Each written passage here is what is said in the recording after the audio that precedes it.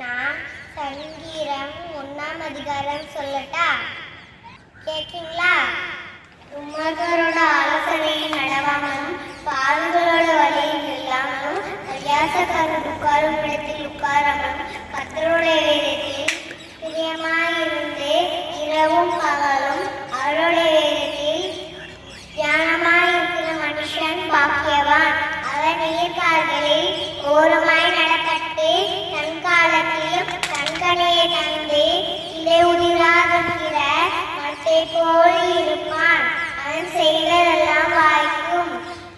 துன்மார்க்கரோ அப்படி இல்லாமல் காய்ச்சி கறக்கடிக்கும் கதரை போல் இருக்கிறார்கள். ஆகையால் துன்மார்க்கர் நியாயத்தீர்ப்பிலும் பாவிகள் நீதிமன்றம் சபையிலும் நிலைநிற்பதில்லை. கர்த்தர் நீதிமன்றம் வழியை அறிந்திருக்கிறார், துன்மார்க்கரோட வழியோ அழியும். நான் சொன்ன வசனம் பிடிச்சிருக்கா? தேவதி